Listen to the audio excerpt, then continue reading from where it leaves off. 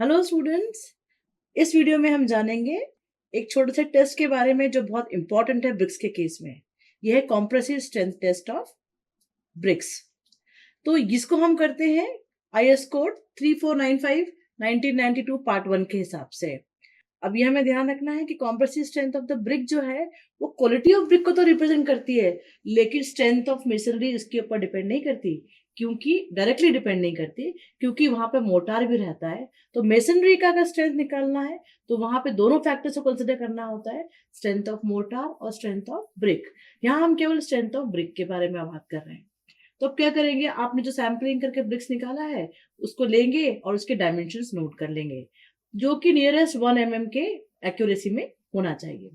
अब जब हमें टेस्ट करना है तो हम क्या करेंगे, सबसे पहले किसी उस ब्रिक के दोनों फेसेस जो है, जो हम कॉम्प्रेशन टेस्टिंग मशीन में रखना चाहते हैं, उसका टॉप का स्पेस और नीचे का स्पेस को हम स्मूथ कर देंगे और इसको हम 24 आवर्स के लिए वाटर में रख देंगे। 24 आवर्स में वाटर में रखा, फिर निकाला, इसको कपड़े से सुखाया थोड़ा सा, और उसके बाद उसके जो फ्रॉग है उस फ्रॉग के अंदर हम 1:3 का सीमेंट मोटार को फिल कर देते हैं। क्योंकि फ्रॉग जो है, जब हम मशीन इसको प्लेस करते हैं तो हम फ्रॉग वाले सरफेस को टॉप में रखते हैं, इसलिए हमको उसके पूरे सरफेस को स्मूथ आउट करना है, पैरेलल बनाना है। तो जो भी उसमें डिप्रेशन है फ्रॉग के कारण, उसको हम भर देते हैं। अब इसके बाद 24 आवर्स के बाद इसको हम एक पानी में रख देते हैं, पानी के अंदर रूम टेम्परेचर पर लगभग 3 दिनों के लिए। 3 दिनों की क्यूरिंग के बाद हम इन ब्रिक्स को निकालते हैं और टेस्टिंग के लिए ले जाते हैं। और इस समय हम ध्यान रखते हैं इसमें जितना भी एक्स्ट्रा वाटर है वो किसी कपड़े से, साफ कपड़े से आप साफ करते हैं। तो अब जब हम इसमें रखते हैं तो क्या करते हैं कि जब ब्रिक सैंपल को हमने बीच में रखा कॉम्प्रेशन टेस्टिंग मशीन के, तो उसके ऊपर और उसके नीचे हम 3 mm की प्लाईवुड रख देते हैं, ताकि वो यूनिफॉर्म लोड को अप्लाई करे उसके ऊपर।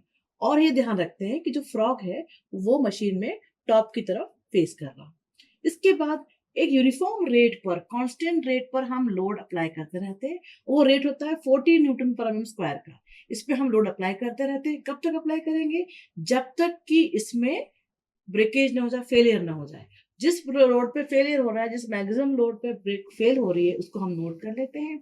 और कॉम्प्रेसिव स्ट्रेंथ ऑफ ब्रिक कैसे कैसे निकालते हैं? Failure load divided by average area of bed face. अब बेड फेस का एरिया जो आपने ले लिया कि यूजुअली 190 बाय 90 वाला फेस रहता है उसका, तो आप अलग अलग जगहों पे, 3 जगहों पे रीडिंग्स लेंगे, तो 190 की रीडिंग 3 जगह मिलेगी, 90 की रीडिंग 3 जगह मिलेगी, इनका एवरेज निकालेंगे और एवरेज एरिया निकाल लेंगे।